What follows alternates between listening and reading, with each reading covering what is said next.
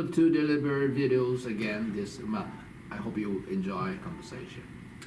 After reading this month's Dharma talk of the president, I was pleased to see that the President Nuano had presented me with a challenge that I had already been aware of.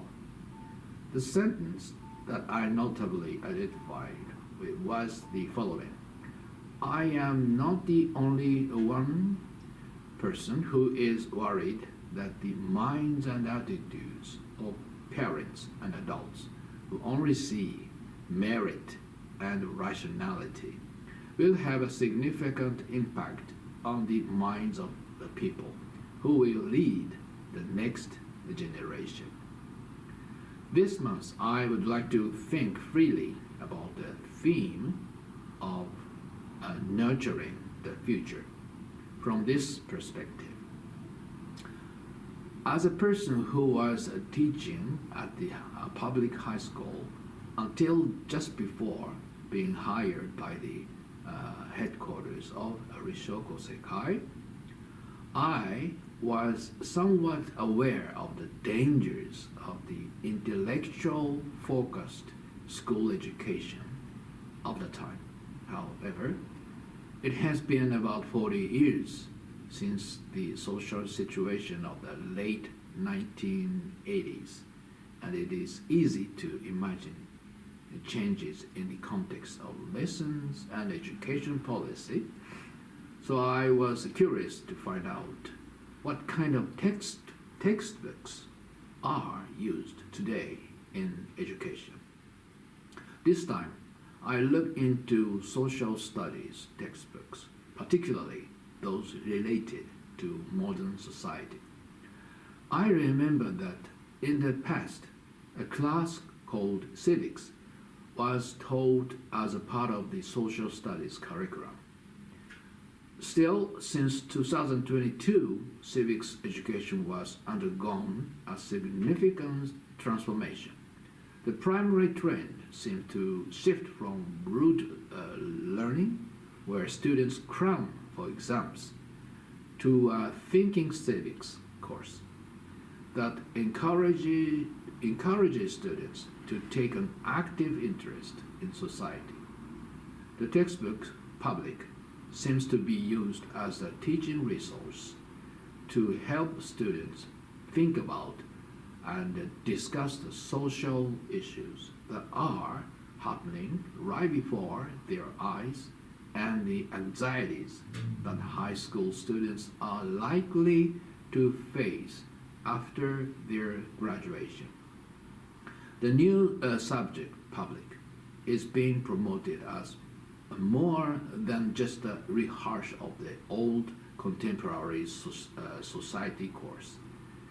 The fact that Dr. Kan Suzuki, who is former Vice Minister of Education, Culture, Sports, Science and Technology, and a university professor as well, who has long been on friendly terms with the Kosei-kai, especially with Reverend Kosei-kai, was listed as the general supervisor of the editing team, was also a reason why for my interest in the textbook.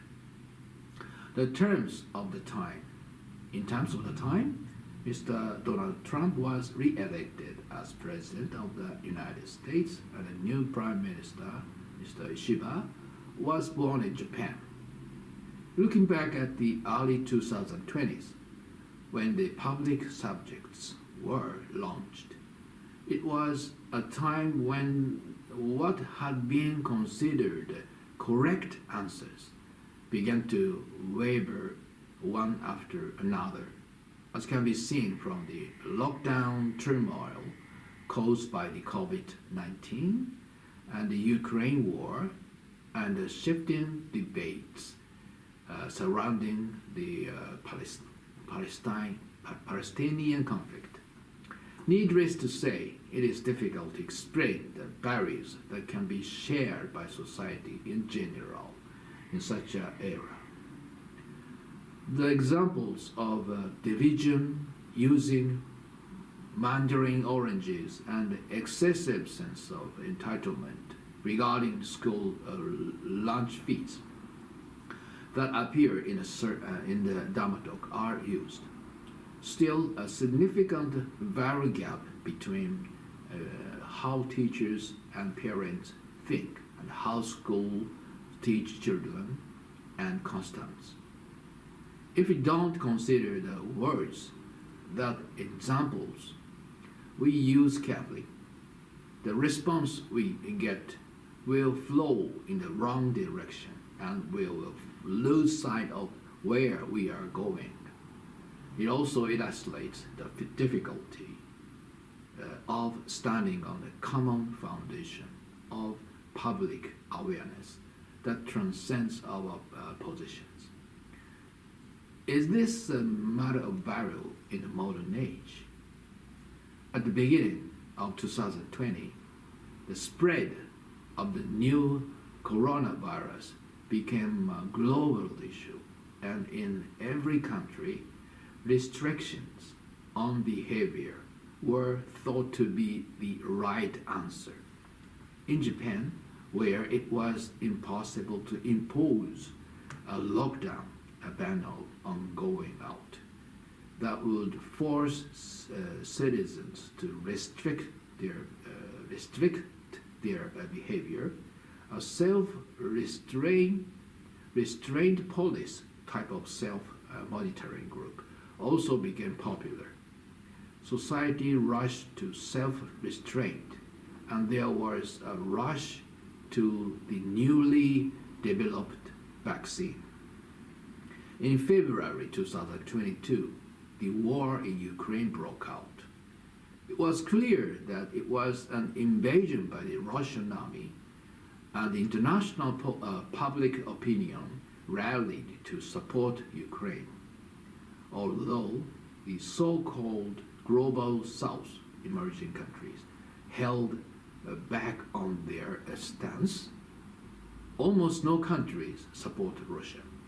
And it was as if a standard global correct answer had been born for the first time in a long time. However, from around 2023, the situation started to look suspicious. The coronavirus vaccine, which was said to be the absolutely safe, actually caused serious side effects in some cases, and there were even victims who died after being vaccinated.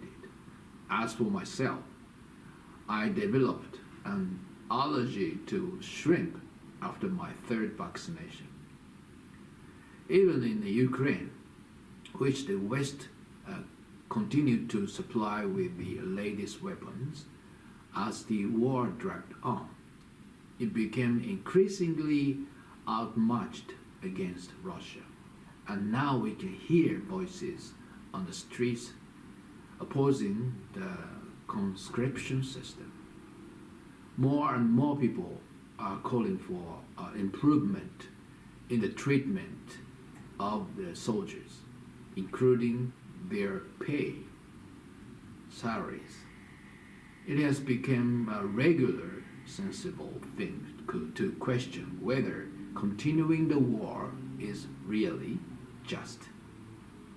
The final blow came in October 2023 when the Palestinian conflict flared up again with a surprise attack by Hamas. While Hamas terrorism is unacceptable, Israel's excessive retaliation, which includes bombing hospitals and schools, is also unjust. The war crimes under international law are clear to everyone. It is also clear that showing support for one side of the conflict by declaring that one side is right and providing unilateral support will not contribute to a fundamental solution to the problem. In this respect, there has been a strong opposition to the United States for supporting Israel. and boycotts of KFC and Starbucks coffee have been taking place in various countries for several years now. The right answer that was believed to exist was not non-exist. It was just pretending to be there. They were all fake. In an age when this has become clear, I'm even more interested in how we can convey the concept of public. The idea that there is a single universal correct answer was also prevalent at the beginning of the Heisei period, around 1990, at the end of the Cold War.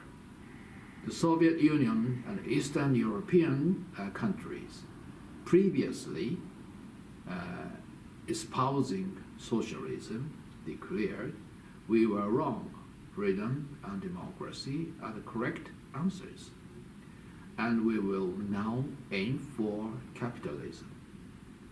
In fact, since then, it seems to me that the world has been moving back and forth like a pendulum between the two extremes of there is a correct answer and there is no correct answer.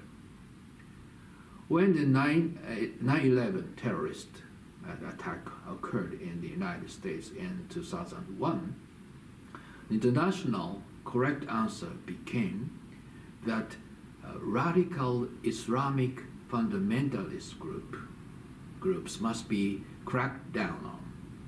However, in 2003, when the United States unilaterally began the Iraq War by designating Iraq as a state that supported terrorism, a backlash arose that questioned whether this was the correct thing to do. The 2010 were a time when there was a flood of counter currents that once again pointed to the idea that justice is not on our side. The Arab Spring democratic movement in the Middle East that occurred at the beginning of the decade also helped to raise the profile of democracy as a universal ideal. And Fukushima Daiichi nuclear power plant accident on March 11, 2011 led to a wave of anti-nuclear power and ecological movements spreading across Europe. The trend in the early 2020s that the answer is lockdown and support for Ukraine was the aftermath of the momentum. However, in November 2024, the American eligible voters elected Donald Trump as president of the United States, who was negative about coronavirus countermeasures at the time and was considered cold-hearted towards Ukraine. Here, the pendulum swung in the opposite direction once again, and there are concerns about where the pendulum will swing in the future. We don't know.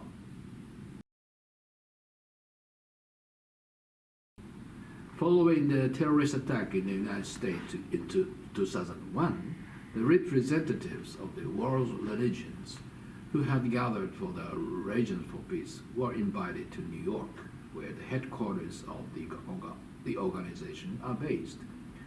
An emergency memorial service and peace prayer gathering was held.